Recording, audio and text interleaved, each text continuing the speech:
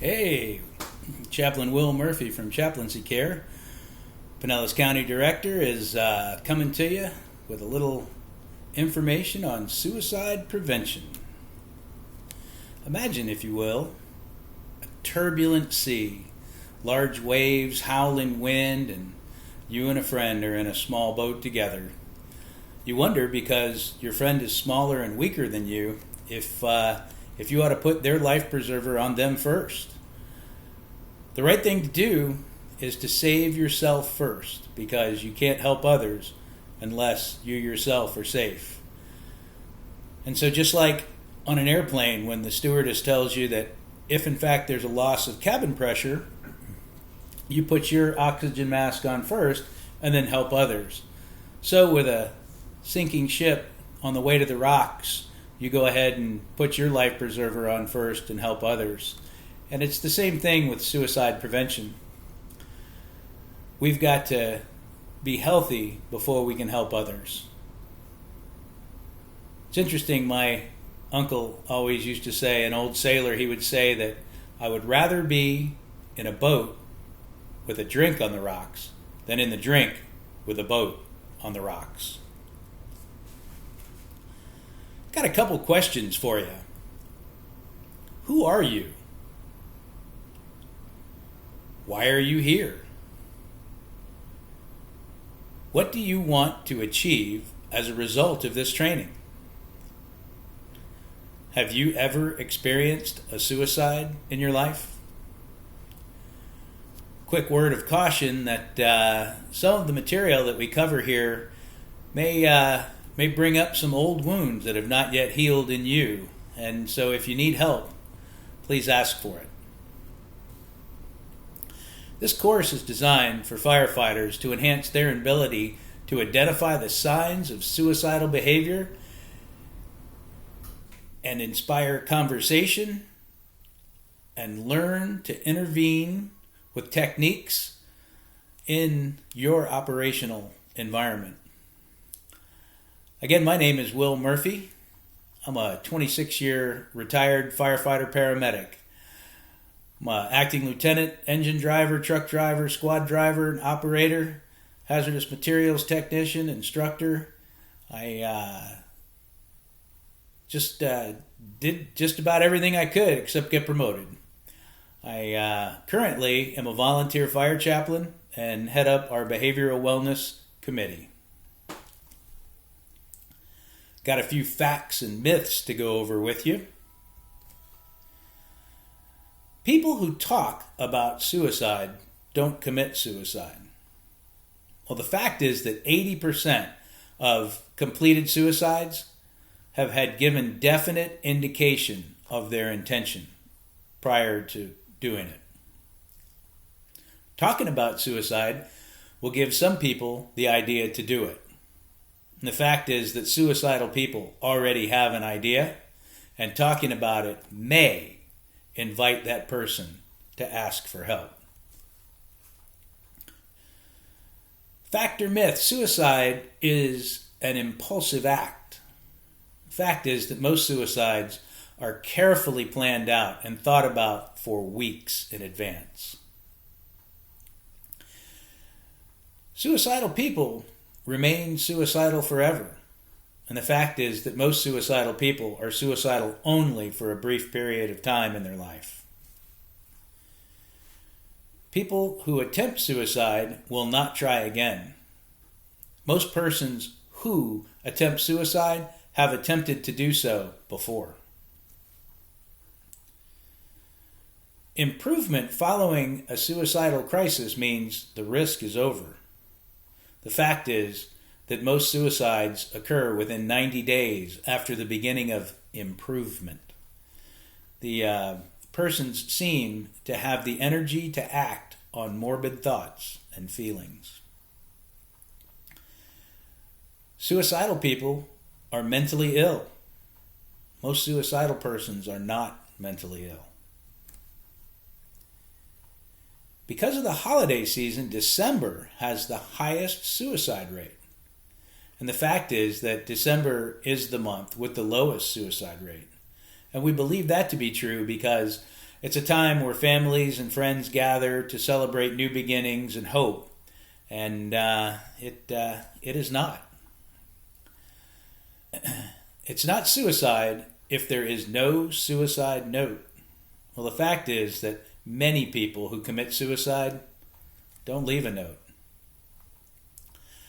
And I'll quote Paul Quinnett, PhD, although suicide is always complex and multifactorial, most experts feel the majority of suicides remain preventable. Now that we know that suicide is preventable, the race is between education and tragedy. So let's take a look at what we can do. Let's look into the basics of fire rescue stress. Let's start with you. How do fire and rescue personnel die? Well, hopefully they've lasted a very, very, very, very long time in the pension plan, have enjoyed a long and prosperous life, and died of natural causes while asleep in the bed. The truth is that firefighters die during calls. They die in auto accidents. They die from heart attacks and stress-related diseases. And unfortunately, at an alarming increasing rate, they die by suicide. There are several manifestations of stress. There's the physiological, the psychological, and the behavioral. You're good, but you're not that good. Attributes that contribute to stress. In the firefighter, we tend to be authoritative. We like to be in control. We don't like to make mistakes. We have image armor. We're adrenaline junkies, risk takers, hyper-vigilant, and cynical. We're suspicious oftentimes, and less sociable than some. We have a them versus us mentality. We keep our emotions at bay. We're uncomfortable talking about our feelings. And sometimes we forget our spouse's birthday while we're on shift. Stress in the fire department. Where does it come from? Well, there's stress that is external to the agency. It comes from the agency. It's inherent in the fire rescue business. We have personal and unique stressors and stress-causing managerial practices. Untreated, uncontrolled stress can lead to physical and emotional illness. Untreated, undiagnosed depression, a real emotional and mental health issue, can lead to suicide. The greatest barrier to a firefighter seeking help to reduce stress, depression, and suicide is the stigma. The unmentionable becomes unbearable. There are many forms of this stigma, but for firefighters, reaching out to help is seen as a sign of weakness, and we're not weak. Denial of emotional and mental physiological issues, fear of losing your badge or your job, anxiety over further alienation. Seeking help is a career buster, and there are those questions of confidentiality.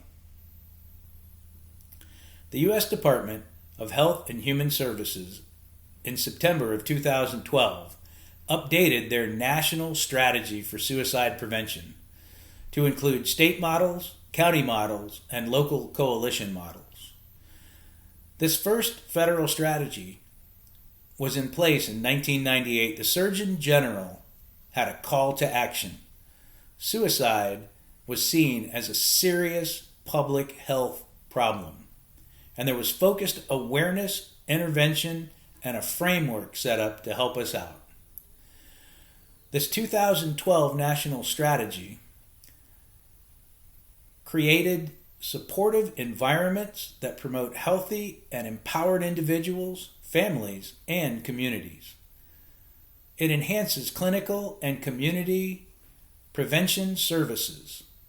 It promoted the availability of timely treatment and support services, and improve suicide prevention surveillance, collection, research, and evaluation. 3 critical issues for the fire rescue suicide. Research into firefighter stress and suicide and focus placed on suicide by the national efforts beginning in 2012 suggest that we pay attention to the impact of 3 critical issues of firefighter suicide triggers, and they include depression, alcohol, and relationships. The realities of depression is that it is a master of disguise. It is the common cold of mental health.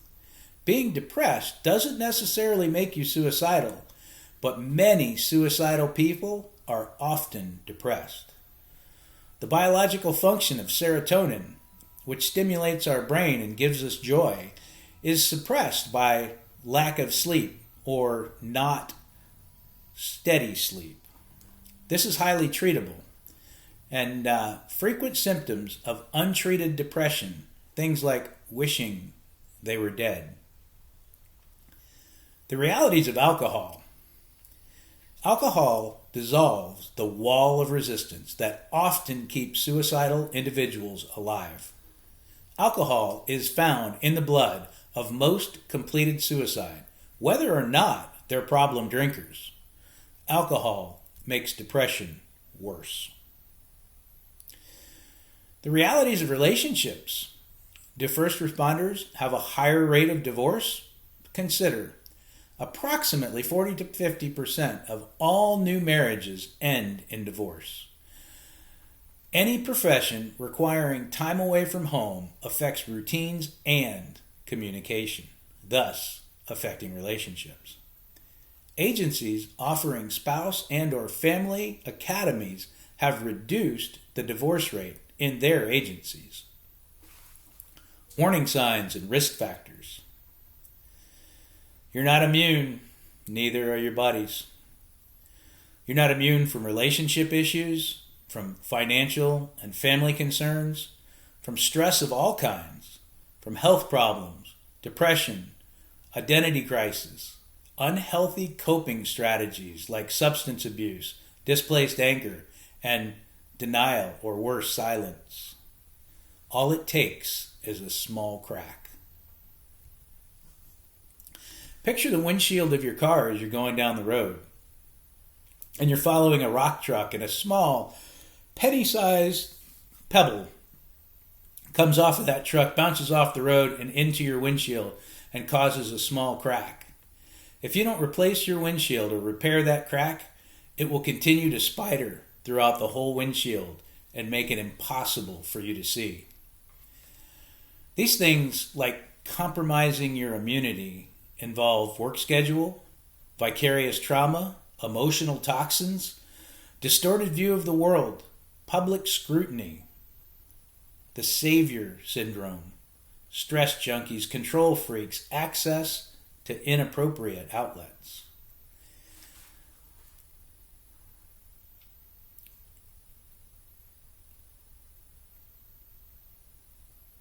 Bio, physical, social, suicide risk factors include mental health disorders, particularly mood disorders, schizophrenia, anxiety, and certain personality disorders, alcohol and other substance use disorders, hopelessness and helplessness, impulsive and or aggressive tendencies, post-traumatic stress, history of trauma or abuse, some major physical illnesses, previous suicide attempt, family history of suicide. Environmental risk factors for suicide include highly stressful life events, prolonged stress due to adversities, perceived sense of failure or burden, uncertainty. I know that every day that you put your gear on the truck, you face uncertainty. Easy access to lethal means, exposure to death, trauma, and suicide. You could run every one of those calls in a single shift. And then you begin to grow immune. Picture yourself being asked by somebody who's not in the business, what's the worst call you've ever run? And as you put your face in your hands and you think about all those things that you were glad that this person didn't have to see, didn't have to hear, didn't have to do, and didn't have to smell, that they are safe from that. And it's best left unsaid that those things that we take with us, we shouldn't share with others. What are the visible symptoms of stress? Sudden changes in behavior or personality, usually directly opposite to their normal. Gradual changes in behavior or personality. Sleep disturbances, which are the most common. And can you imagine that a job where you go and are expected to make a bed and lay in it from time to time, only to be disrupted 4, 5, 6, 8 times in an evening's rest to run calls? Erratic work habits, increased sick time or workman's compensation claims, inability to maintain a train of thought, verbalizing or displaying constant anger. More visible signs and symptoms of stress: increased or expressed worry, peer or citizen complaints, excessive accidents or injury, excessive alcohol or drug abuse, constant fatigue, mood changes, changes in eating habits or appetite, noticeable weight gain or weight loss. And here are a few warning signs of suicide: change in behavior patterns, paranoia, increased alcohol or other drug use, recent impulsiveness or taking unnecessary risks, withdrawing from friends and family, a sudden interest or disinterest in religion. Talking about suicide, getting affairs in order, giving away prized possessions, making a plan, displaced rage or anger, intolerance, a fixation on death, extreme apathy, or self-deprecation. Are there times of greater danger? There sure are. A loss of any major relationship is a serious red flag. Being terminated from employment, being under an IA or criminal investigation, a recent unwanted organizational or geographic move, death of a close loved one, cherished friend, or counselor, especially by suicide, severe injury or serious or terminal illness, anticipated loss of financial security, fear of becoming a burden to others, and approaching retirement. Warning signs of suicide: take it in context and take it seriously.